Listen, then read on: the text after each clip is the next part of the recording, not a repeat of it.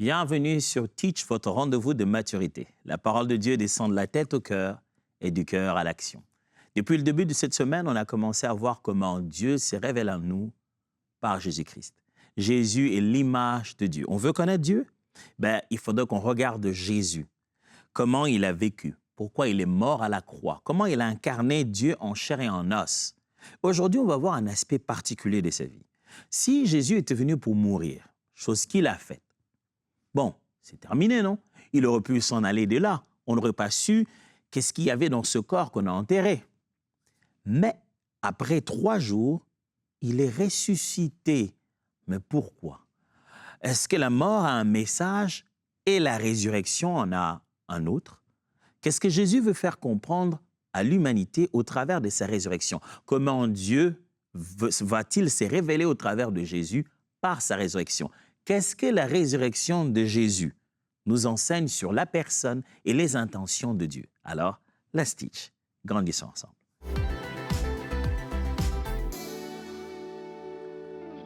La résurrection. Ah, la résurrection. Combien d'entre nous croient vraiment à la résurrection? On sait qu'elle est possible, on en fait mention. On se dit, est-ce que les gens ressuscitent vraiment? Médicalement parlant, dès que vous parlez des résurrections, on vous dit, donc à la base, il n'y a pas eu de mort. Parce qu'au fond, on ne ressuscite pas. Donc, c'était juste un état de mort clinique ou une sorte de crise momentanée de son cœur et quoi. On trouverait bien des bonnes raisons pour dire qu'en fait, il n'y a jamais eu mort. Parce que quand il y aura mort, il n'y a pas résurrection. Mais le débat n'a pas commencé maintenant. Ou la croyance non plus n'a pas commencé maintenant. C'était un des sujets forts qui séparait sadducéens et pharisiens. Oh, il y avait d'autres sujets. Mais les pharisiens croyaient que mort, on pouvait ressusciter après par la puissance de Dieu. Les sadducéens se disaient, ça c'est du n'importe quoi. Jésus, s'il était ressuscité seul, ça n'aurait pas rendu le message chrétien pertinent. Parce que alors, il était là, les gens l'ont vu, le témoignage était là. Mais ça n'aurait pas beaucoup suffi. S'il était les seuls à mourir et ressusciter seul, n'est-ce pas ses disciples qui ont inventé la chose? Jésus s'est rassuré que la puissance de la vie soit manifestée au travers de lui avant que ça soit manifesté en lui. Suivez-moi bien. Jésus a montré bien avant qu'il avait pouvoir sur la mort, avant même qu'il ne puisse lui-même mourir. Il commence des exemples simples. Il commence par le fils de la veuve de Naïn. Vous savez, Jésus entre et ils sont en train de sortir de la ville. Jésus avec ses disciples, elle avec les gens qui vont accompagner à l'enterrement. Elle a perdu son fils unique. 2 fils uniques qui se rencontrent, l'un est vivant pour toujours et l'autre mort. Jésus, ému de compassion, s'arrête. Boum, il réveille le mort. Ce n'était pas un état de mort clinique ou quoi. Ils allaient l'enterrer là. Ils allaient l'enterrer. Et Jésus l'a ressuscité. Un autre exemple plus fort, connu de tous, Lazare. Il n'est pas seulement mort un jour ou 2, un jour ou quelques heures. Non, ça fait près de 2 jours. Jésus, non seulement qu'il n'est pas venu au moment de la mort, mais on l'a déjà enterré.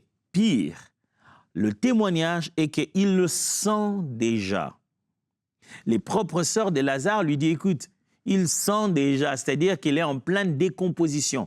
N'oubliez pas que l'enterrement, à l'époque, on embaumait les gens. Ce qui pouvait, d'une certaine manière, retarder quand même la résurrection. Qui retardait plutôt la décomposition. Je ne sais pas comment on faisait l'embaumement exact. Je ne vais pas en parler ici, je ne vais pas dévier le sujet. Considérons qu'on n'est pas trop intéressé par ça. Et disons-nous par exemple que peut-être qu'on a sorti certains organes du corps pour faciliter l'embaumement. Mais il est ressuscité. Comment? Par juste la parole. La démonstration de la puissance de Jésus sur la mort. Il dit, Lazare, sors aussi facilement. Et le mort sort. Le jour où Jésus va mourir, il est sous terre, disons qu'il est dans le tombeau. Ce jour-là, la Bible dit, quand Jésus donne sa vie, il meurt à la croix, on a vu dans Jérusalem les gens que l'on reconnaissait morts. On les a retrouvés dans la ville. C'est-à-dire que pendant un instant, la mort n'avait plus aucun pouvoir. Jésus était au milieu des entrailles de la terre Et les morts, les gens ont témoigné qu'ils ont. J'ai rencontré mon oncle, que je sais qu'il était mort. Je l'ai vu là-bas. Oncle, qu'est-ce que tu fais ici? Quelque chose s'est passé entre mort et vie. Quelque chose s'est passé dans la limite de ce qui est vivant et de ce qui est mort. Et ça, à cause de la croix de Golgotha. Jésus, maintenant, il meurt. Après, il ressuscite le 3e jour et vous êtes étonnés? La résurrection n'est pas une chose nouvelle pour lui. Il a causé tellement de résurrections. Et il l'a fait. J'aime bien ce qu'il fait comme prière devant la tombe de Lazare. Il dit, Père, oh, pour moi, je sais que tu m'exauces toujours. Mais j'ai prié à cause de ces gens, afin qu'ils croient que tu m'as envoyé. C'est en fait une façon de dire, je n'aurais même pas eu besoin de prier, en fait. Il faut seulement qu'ils sachent d'où est-ce que ça vient, ce que je veux faire. Il aurait pu juste dire, Lazare, sors. Ça allait s'exécuter parce que dans tous les cas, il n'a pas demandé au Père de sortir Lazare. Mais il dit, si j'ai fait cette prière, c'est parce qu'ils sont là. C'est pour qu'ils comprennent la connexion, d'où ça vient ce pouvoir. Quand il se tourne vers la tombe, il ne dit pas « Oh Père, je t'en supplie que Lazare sorte ». Non, il va tout droit démontrer qu'en réalité, le pouvoir qui va faire sortir Lazare de là est en lui. Et j'aime Paul, quand il découvre toutes ces réalités, il dit « Le même esprit qui ressuscita Jésus d'entre les morts habite dans nos corps mortels. » Jésus est donc ressuscité, pas seulement mort, mais ressuscité. Il n'est pas ressuscité et puis disparu, non. La Bible dit qu'il est resté là, en train de vivre avec les disciples. Il n'est pas parti le lendemain. On l'a vu, il a donné les preuves. Il est resté là avec les disciples en train de les enseigner encore. Jésus est donc ressuscité. Pourquoi? Quel est le message derrière la résurrection de Jésus-Christ? Quelles sont les réalités derrière cette façon de prouver à tous qu'il a vaincu la mort? Lisons la Bible. Luc chapitre 24, versets 1 à 8. Luc chapitre 24, versets 1 à 8. Le premier jour de la semaine, elles se rendirent au sépulcre du grand matin, portant les aromates qu'elles avaient préparés. Elles trouvèrent que la pierre avait été roulée de devant le sépulcre. Et, étant entre elles, elles ne trouvèrent pas le corps du Seigneur Jésus. Comme elles ne savaient que penser de cela, voici 2 hommes leur apparurent, en habits resplendissants. Saisies de frayeur, elles baissèrent le visage contre terre. Mais ils leur dirent, « Pourquoi cherchez-vous parmi les morts celui qui est vivant? Il n'est point ici, il est ressuscité. Souvenez-vous de quelle manière il vous a parlé lorsqu'il était encore en Galilée, et qu'il disait, « Il faut que le Fils de l'homme soit livré entre les mains des pécheurs, qu'il soit crucifié, et qu'il ressuscite le 3e jour. » Et elle se souvint des paroles de Jésus.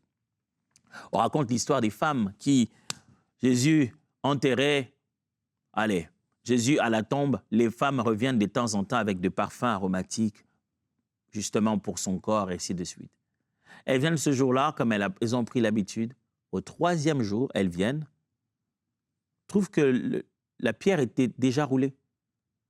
Parce que dans un autre évangile, on dit, quand elles venaient se demandaient qui déroulerait la pierre pour nous.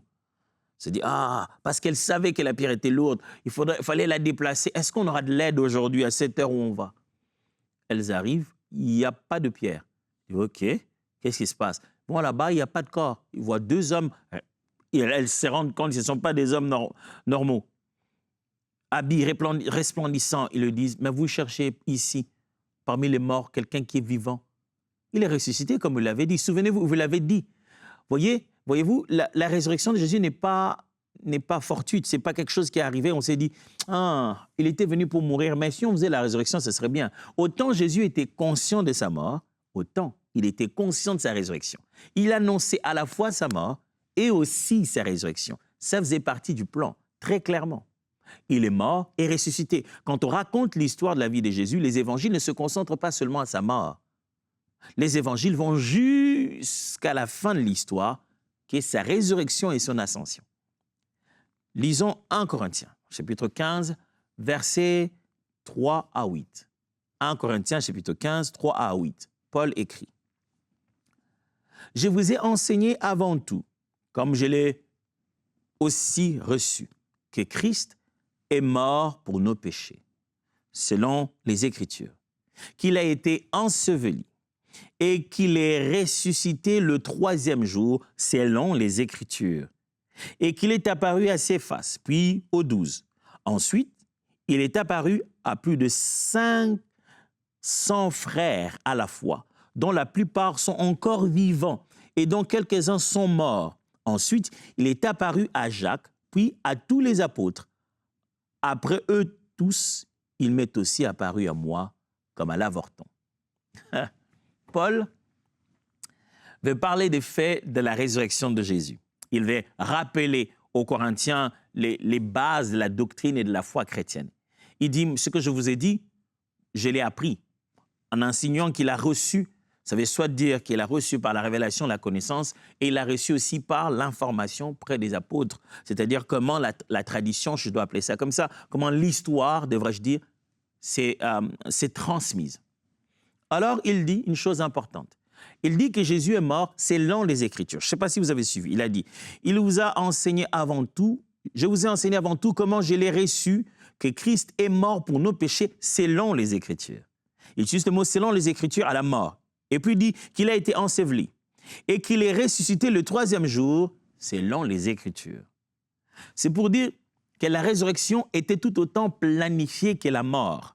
Ce n'est pas que Jésus est mort, c'était ça le plan, mais il s'est fait juste juste une faveur, il s'est juste fait une belle chose à faire pour bien finir en beauté, cerise sur le gâteau, je vais ressusciter. Non, il était prévu, écrit, qu'il doit ressusciter aussi. Si la mort est un message, la résurrection en est aussi un. Elle dit, il est mort, ressuscité, voilà, il a apparu à ceux-ci, à ceux-là, jusqu'à 500 frères à la fois. Et j'aime bien son argument, il dit, je ne vous parle pas des lésandis. Ces 500 frères-là, certains d'entre eux sont encore vivants. C'est-à-dire, vous pouvez les consulter. Ce n'est pas moi, vous pouvez aller les chercher, dire, mon frère, toi tu étais là, tu avais vu Jésus. Ce n'est pas 2, ce n'est pas seulement 3, ce n'est pas seulement les 12, c'est 500 frères à la fois. Certains sont morts, mais d'autres sont vivants. Vous pouvez vérifier par vous-même. Autant la mort était une histoire connue de tous, autant la résurrection en avait aussi des témoins. 1 Corinthiens chapitre 15 toujours. Lisons maintenant le verset 14. Et si Christ n'est pas ressuscité, alors notre prédication est vaine et votre foi aussi est vaine. Paul est en train de bâtir un argument autour de la résurrection de Jésus. Et il veut démontrer que Jésus est bel et bien ressuscité. Il a commencé dans le même chapitre à préciser déjà que non seulement Jésus est ressuscité, il est apparu physiquement à des gens, il lui est aussi apparu même à lui par une visitation glorieuse. Il confirme que Jésus est bel et bien ressuscité. Alors, il va placer une logique conditionnelle. Il dit, si donc la résurrection des morts n'existait pas, en fait, tout ce que nous sommes en train de faire ici, nous sommes des imposteurs, on vous raconte des bêtises. Une façon pour lui d'affirmer que la résurrection des morts existe. Il dit donc, si Christ n'est pas ressuscité, alors la prédication qu'on vous prêche là, ça ne sert à rien. Et votre foi là, que croire en Dieu, elle n'est pas vivante. C'est votre foi aussi, elle est vaine. Or, le verset qui suit, si vous lisez à partir du verset 15, il dit « Or, Christ est ressuscité ». Alors, il ne faut jamais s'arrêter qu'à ce verset en ayant l'impression que Paul est en train d'affirmer que Jésus n'est pas ressuscité et que notre prédication est vaine. Souvenez-vous, ça dit « si ». Et puis, c'est comme toutes sortes de logiques formelles. Il commence avec ces conditions, on dit « si, si, si ». Or, donc, si Christ n'est pas ressuscité, notre prédication est vaine. Si Christ n'est pas ressuscité, votre foi est vaine. Or, Christ est ressuscité. Donc, votre foi n'est pas vaine. Notre prédication n'est pas vaine. Paul prend tout ce temps dans les évangiles pour poser l'argument de la résurrection. Écoutez-moi, je parle du Paul qui a dit « Notre message, c'est la croix, la mort de Jésus, la croix. » Mais c'est lui, dans le même livre, au même destinataire, qui leur montre aussi fortement la résurrection. Mes amis, ce qui fait de nous chrétiens, ce n'est pas seulement qu'il soit mort et pardonné nos péchés, mais qu'il ait vaincu la mort et qu'il soit sorti libre, vainqueur. On n'a pas qu'un ennemi, le péché. On en a un autre, la mort, le dernier ennemi à vaincre. On n'a pas qu'un ennemi, le péché, l'iniquité que Jésus a vaincu en mourant à la croix pour nous. Mais on a aussi un autre ennemi qui est la mort. Jésus devait vaincre les deux simultanément. Il n'allait pas revenir pour vaincre la mort. Il a vaincu le monde, le péché, la mort. Un dernier texte, Romains chapitre 6, versets 4 à 5. Romains chapitre 6, 4 à 5. Nous avons donc été ensevelis avec lui par le baptême et sa mort, afin que, comme Christ est ressuscité des morts par la gloire du Père, de même, nous aussi, nous marchons en nouveauté de vie. En effet, si nous sommes devenus une même plante avec lui, par la conformité à sa mort, nous le serons aussi par la conformité à sa résurrection. Oh, intéressant. Paul commence de plus en plus dans différentes lettres qu'il est en train d'écrire. Il veut donner l'espoir à venir, l'espérance éternelle de notre résurrection, l'éternité que nous passerons avec Christ. Nous ne mourrons pas seulement de sacrifices, nous ne mourrons pas seulement en martyrs, nous ne mourrons pas seulement de notre propre chair, nous ne mourrons pas seulement de nos péchés, mais nous allons aussi ressusciter avec Christ. Il dit, avec Jésus, nous sommes devenus une même plante, c'est-à-dire nous partageons la même vie par sa mort. Autant il est mort, autant nous sommes morts aussi de nos péchés.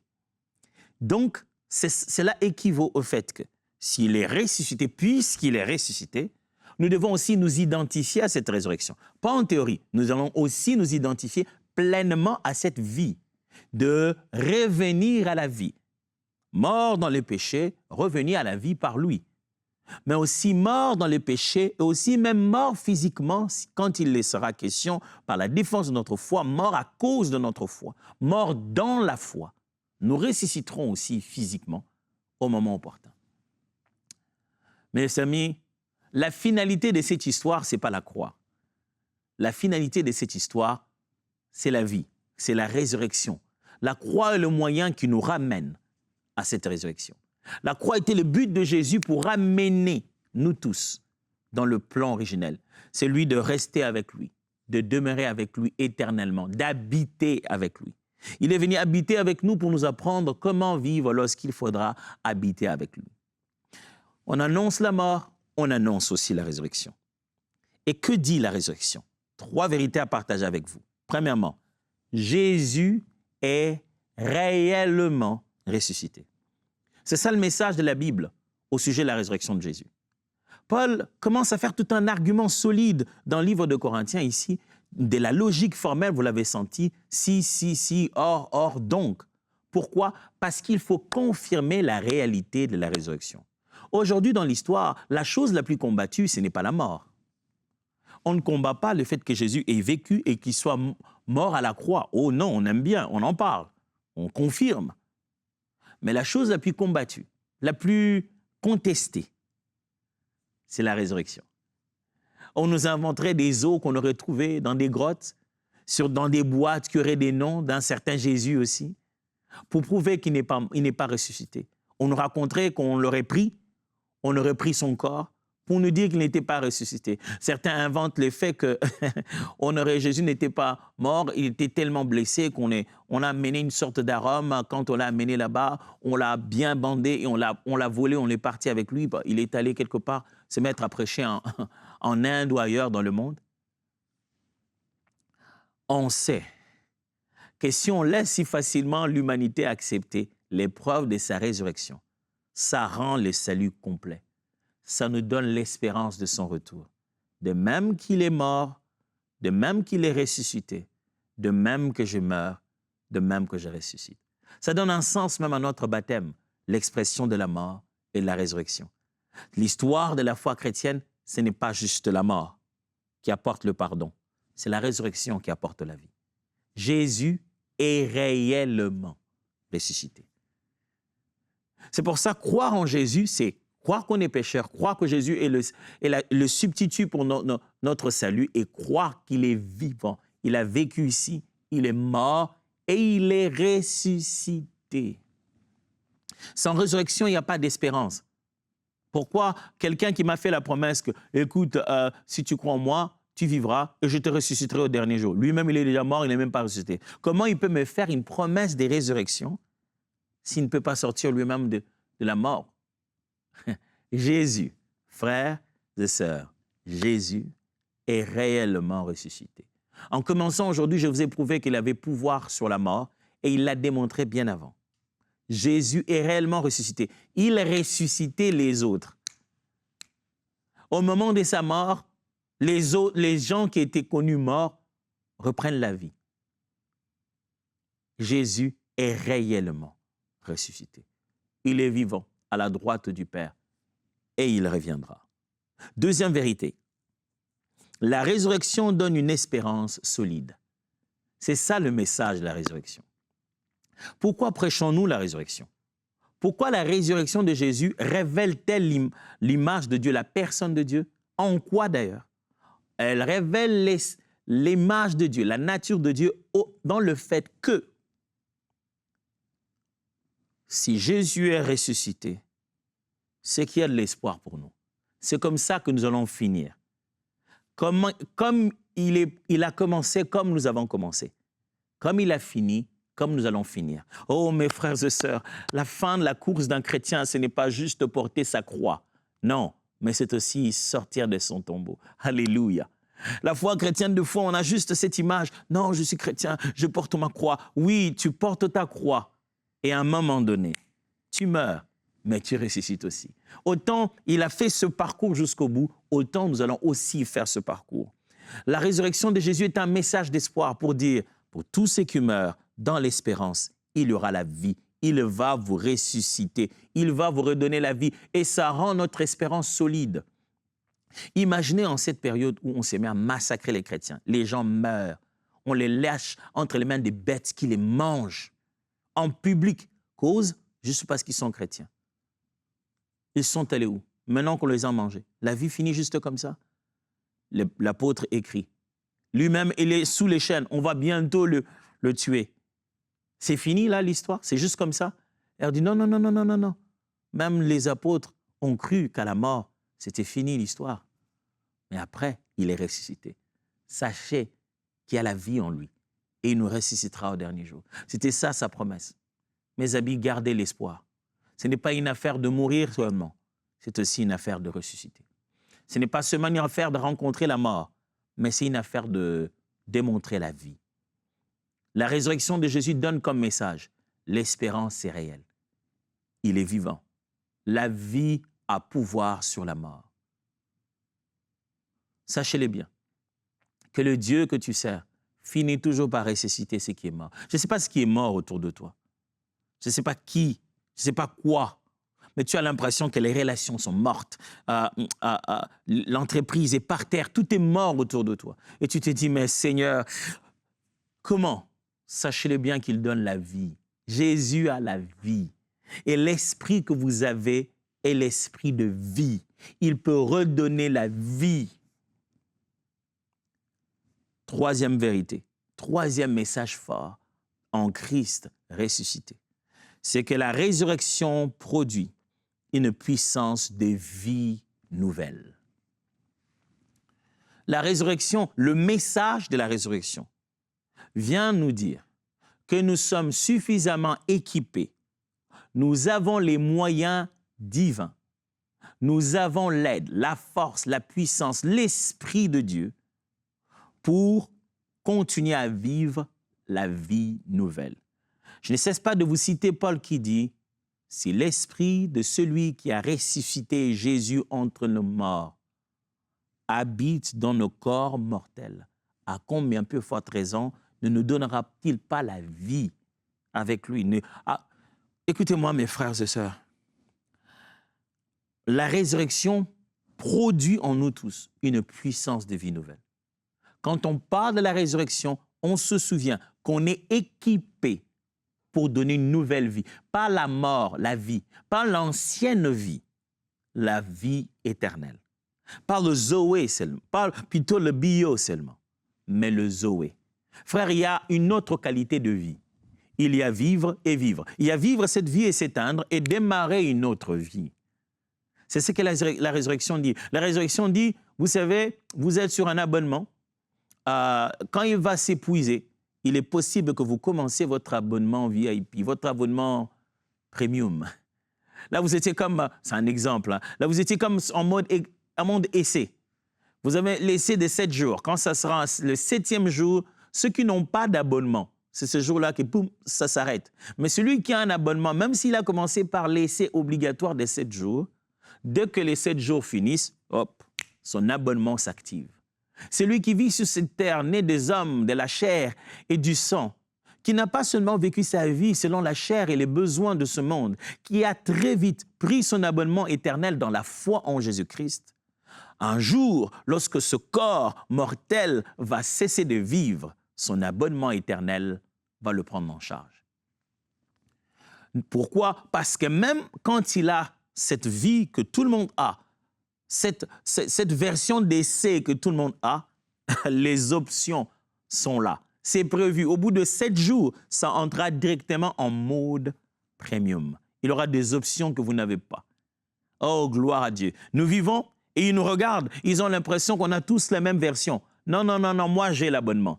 On attend juste 7 jours. Oh, après le 7e jour, tu verras que je suis abonné pour l'éternité. Je n'ai pas que le bio, j'ai aussi le Zoé. Oui, gloire à Dieu. Le fait que la vie de Dieu demeure en nous. Nous avons reçu la vie éternelle et la résurrection en est la preuve. Jésus a montré, regardez, je suis né, j'ai vécu, je suis mort. Vous avez ça aussi, naître, vivre et mourir. Mais après, vous avez une autre vie qui commence, tout bonnement.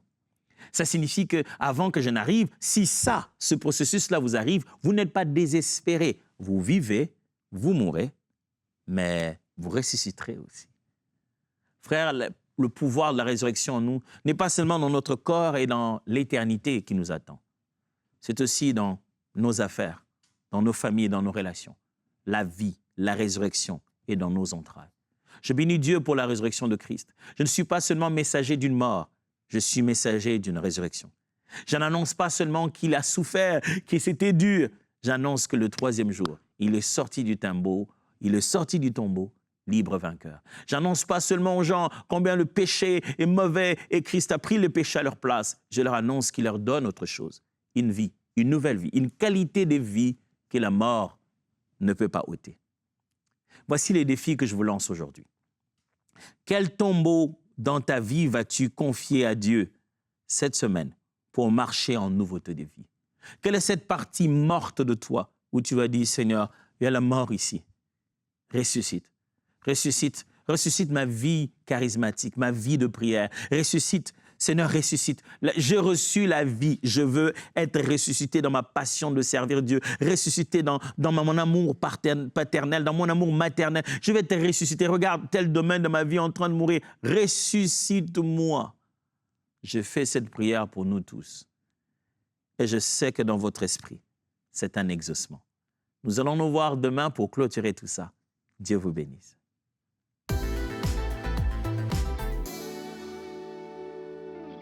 Bonjour, je suis Justine, je vis en France. Je viens déposer ici mon témoignage de transformation, de délivrance, de guérison, de visitation que l'Éternel a opéré dans ma vie à travers l'émission Prière inspirée, à travers le pasteur Jérémy Soudril. Donc il faut dire que mon mari et moi, on est à la recherche des fruits de nos entrailles depuis plus de 8 ans, sachant qu'on a déjà un premier enfant de 8 ans. Donc les médecins m'avaient diagnostiqué un problème de dérèglement hormonal, insuffisance ovarienne inexpliquée, et ma délivrance a eu lieu quand le pasteur, l'évangéliste Chris Yukunama était venu à Prière inspirée, et cette semaine-là, il disait de monter à la montagne. Alors je suis montée à la montagne, et pendant la prière, j'étais allongée dans mon lit, et le pasteur Jérémy Soudril, il a eu une parole de connaissance à mon encontre, disant que tout problème de dérèglement hormonal est guéri. Donc j'ai reçu cette parole. Et Et bien après cela, je suis tombée enceinte. Et aujourd'hui, notre fille a 1 an. Et je demande pardon pour ce retard de témoignage. Et je suis partenaire EMC TV. Et je bénis le pasteur Jérémy Soudril, qui est aujourd'hui comme un ami pour moi, comme un frère pour moi. Tous les matins, je l'écoute, j'ai la joie au cœur. Je suis transformée, j'ai reçu le baptême du Saint-Esprit. Je parle en langue, je prie en langue. Et je bénis Marie Zamor pour sa voix qui me touche, qui me touche tellement, j'ai même pas de mots. Et je bénis aussi Gordon pour son talent. Je bénis toute l'équipe MC TV. Donc voilà, je suis partenaire, fière de l'être, et je bénis tout le monde. J'espère qu'à travers ce témoignage, beaucoup de personnes seront bénies. Que le Seigneur vous bénisse. Soyez abondamment bénis. Amen. Oh, wow. Dieu peut faire des choses incroyables.